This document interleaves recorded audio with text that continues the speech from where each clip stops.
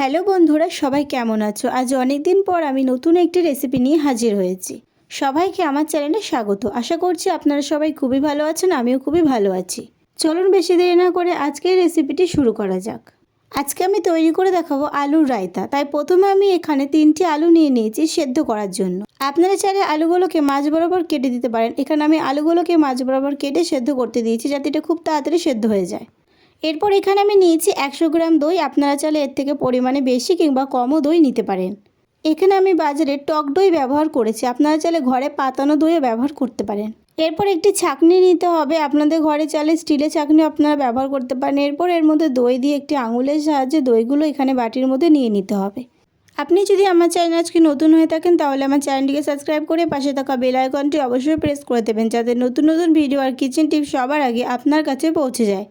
এইভাবে আপনারা সব দইগুলো নিয়ে নেবেন। এখানে কিন্তু জল নিচ্ছে, একদম সামান্য পরিমাণে লাস্টে জল নিয়ে দইটাকে গুলে নিতে হবে।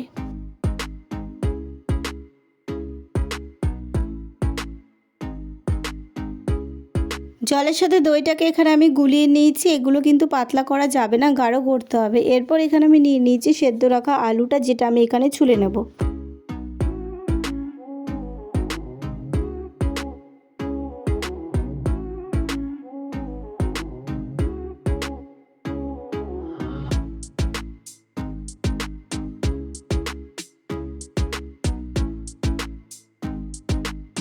আলু ছুলে নেওয়া হয়ে গেছে। এরপর একটি ছুরির সাহায্যে বা আপনার চাইলে বটির সাহায্যে ছোটো ছোটো টুকরো করে আলুগুলোকে কেটে নেবেন।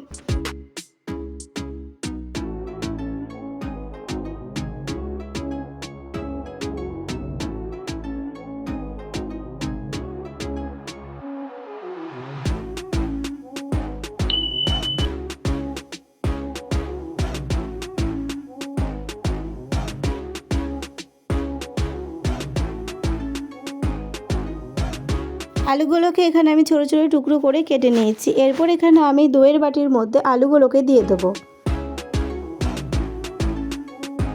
এরপর এখানে আমি ব্যবহার করব বিট লবণ, লঙ্কার গুঁড়ো, আর দিয়ে দেবো ঘরে থাকা সামান্য লবণ, আর দিয়ে দেবো চাট মশলা। আপনারা চাইলে এখানে কিন্তু গোলমরিচের গুঁড়ো ব্যবহার করতে পারেন।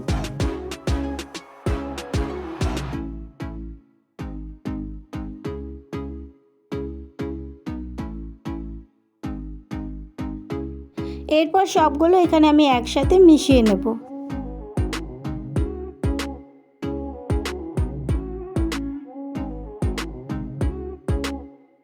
উপর দিয়ে এখানে আমি সামান্য লঙ্কার গুঁড়ো ছিটিয়ে দিয়েছি। তৈরি হয়ে গেছে আলুর রায়তা। আপনারা চাইলে বাড়িতে এইভাবে একবার ট্রাই করে দেখবেন, খেতে খুবই ভালো লাগে। আজকের রেসিপিটি এই পর্যন্ত। আজকের রেসিপিটি যদি আপনাদের ভালো লেগে থাকে তাহলে আমার চ্যানেলটিকে সাবস্ক্রাইব করে পাশে রাখা বেল আইকনটি প্রেস করে দেবেন। ভিডিওতে একটু লাইক করে কমেন্ট করে পাশে থাকবেন।